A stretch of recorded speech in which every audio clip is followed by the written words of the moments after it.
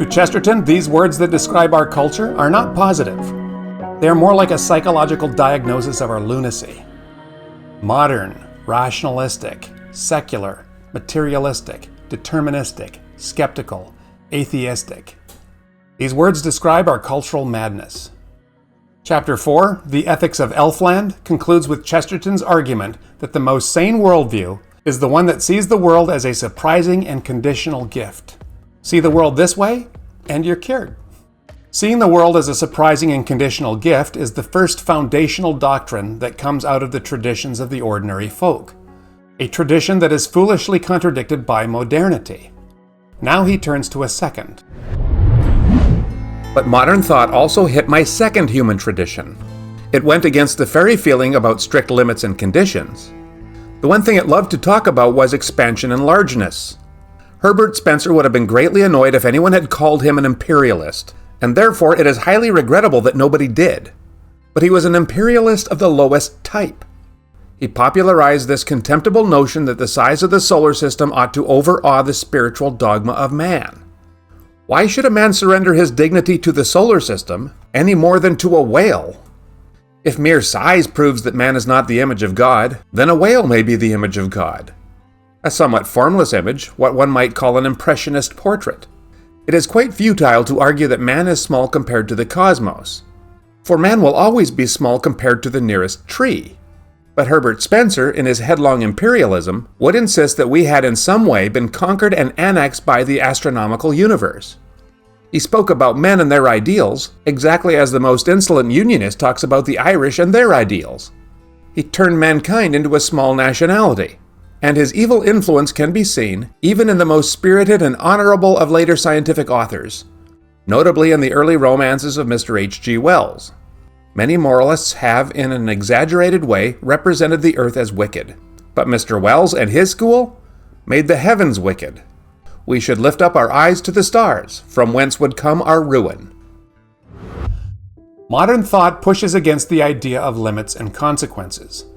This is the second core idea that is held universally by the plain old ordinary people of the world, as is seen in their fairy stories and folk tales. Modern technology and notions about progress don't jive very well with the idea of limits and consequences. Modern people believe that science and technology has broken through human limitations, or will, and we think that if it's bigger or newer, it is necessarily better.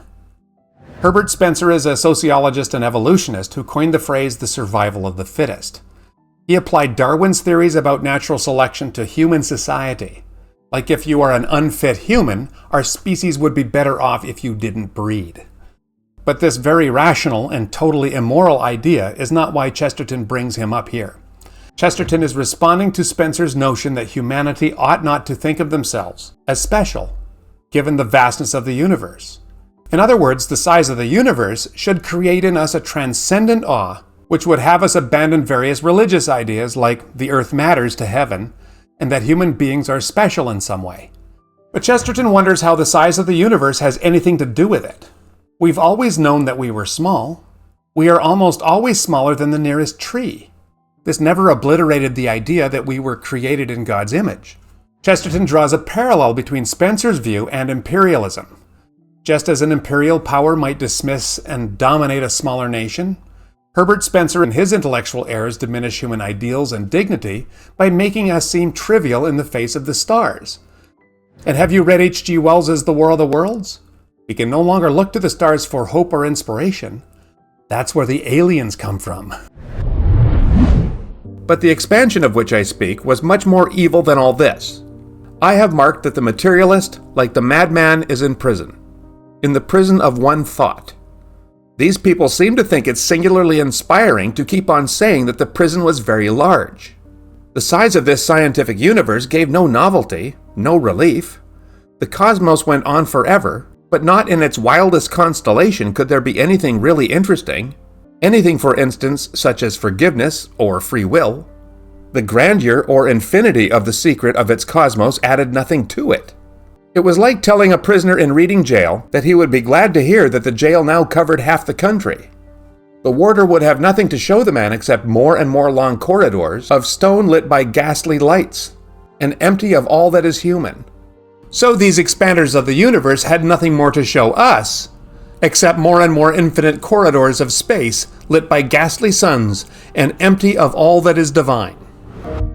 Earlier, Chesterton argued that in rejecting the spiritual dimension of reality, materialists have imprisoned their minds. They argue that they are not imprisoned, because the universe they live in is huge. They seem to think that the vastness of the universe takes care of that problem, but it doesn't at all. Just because you make your dark, gray, bleak prison very, very large, you are still in a dark, gray, bleak prison. In fairyland there has been a real law, a law that could be broken. For the definition of a law is something that can be broken. But the machinery of this cosmic prison was something that could not be broken. For we ourselves were only a part of its machinery. We were either unable to do things, or we were destined to do them. The idea of the mystical condition quite disappeared. One can neither have the firmness of keeping laws, nor the fun of breaking them. The largeness of this universe had nothing of that freshness and airy outbreak which we have praised in the universe of the poet. This modern universe is literally an empire. That is, it was vast, but it is not free. One went into larger and larger windowless rooms, rooms big with Babylonian perspective, but one never found the smallest window or a whisper of outer air. In fairyland, there is that one law, that one thing that you shouldn't do, because if you do it, you lose it all. A law is not something that you can't do. It's something you can do, and it has negative consequences. It's not really a law if it can't be broken. The materialist's world runs like a machine. You can't break the law of the machine. All the parts of the machine obey the machine. They can't do otherwise. The blades of your blender can't choose to change direction, right? In other words, when we lose the comfort and clarity of the boundaries, we lose the fun of climbing over the fence. The modern universe is big, but that is not the issue. The issue is that it's not free. Their infernal parallels seem to expand with distance, but for me, all good things come to a point. Swords, for instance. So finding the boasts of the big cosmos so unsatisfactory to my emotions, I began to argue about it a little.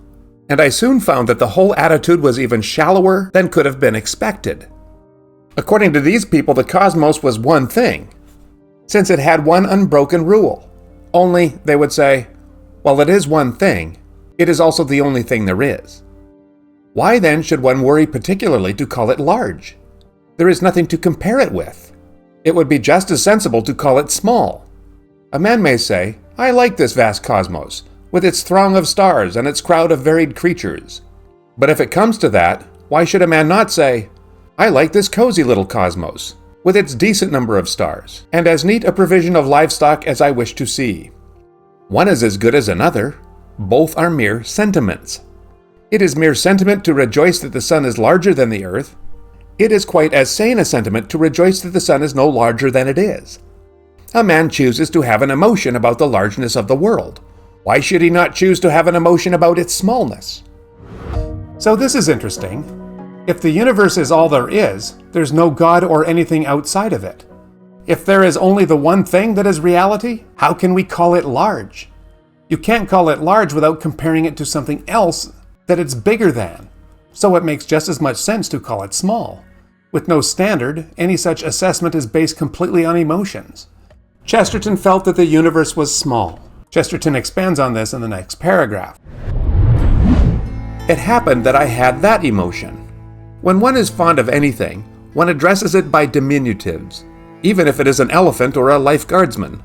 The reason is that anything, however huge that can be conceived of as complete, can be conceived of as small. If military mustaches did not suggest a sword, or tusks a tail, then the object would be vast because it would be immeasurable. But the moment you can imagine a guardsman, you can imagine a small guardsman.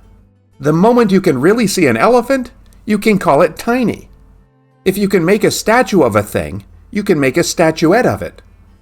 These people profess that the universe was one coherent thing, but they were not fond of the universe.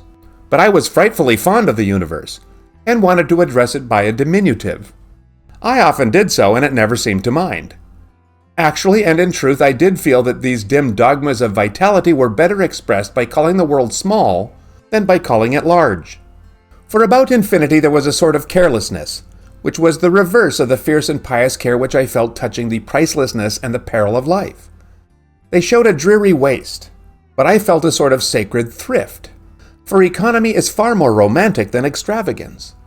To them, stars were an unending income of halfpence, but I felt about the golden sun and the silver moon as a schoolboy feels if he has 1 sovereign and 1 shilling. Chesterton is talking about a relationship, the personal relationship that he has always experienced with creation. He says that he was fond of it. In a way, he has always thought of the universe as small, because he was fond of it. If you were fond of someone or something, the distances about them seem smaller, right? As a child, my grandfather's Hereford bull was gigantic, until I came to know him as Johnny the bull. He didn't get any smaller, but the fondness for him made me think of him as smaller, as more precious to me. I obviously still think about him fondly more than 50 years later. Same with the cosmos. These subconscious convictions are best hit off by the color and tone of certain tales. Thus I have said that stories of magic alone can express my sense that life is not only a pleasure, but a kind of eccentric privilege. I may express this other feeling of cosmic coziness by an allusion to another book always read in boyhood, Robinson Crusoe, which I read about this time, and which owes its eternal vivacity to the fact that it celebrates the poetry of limits, nay, even the wild romance of prudence. Crusoe is a man on a small rock with a few comforts just snatched from the sea. The best thing in the book is simply the list of things saved from the wreck. The greatest of poems is an inventory. Every kitchen tool becomes ideal because Crusoe might have dropped it in the sea. It is a good exercise, in empty or ugly hours of the day, to look at anything, the coal scuttle or the bookcase, and think how happy one could be to have brought it out of the sinking ship onto the solitary island. But it is a better exercise still to remember how all things have had this hairbreadth escape. Everything has been saved from a wreck. Every man has had one horrible adventure. As a hidden untimely birth, he had not been, as infants that never see the light. Men spoke much in my boyhood of restricted or ruined men of genius, and it is common to say that many a man was a great might have been. To me it is a more solid and startling fact that any man in the street is a great might not have been. The modern view with its gigantic universe has convinced itself that vastness means the same thing as limitless.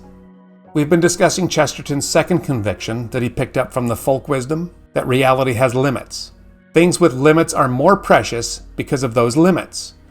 He talks about how each item that Robinson Crusoe salvaged from the sea was precious to him. He had it, but he might not have had it.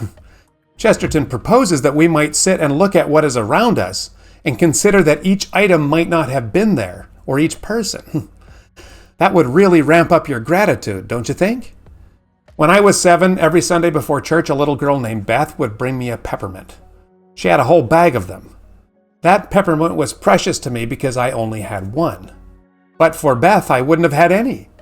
It's true what they say in folk tales. There is such a thing as limits. You only get 3 wishes.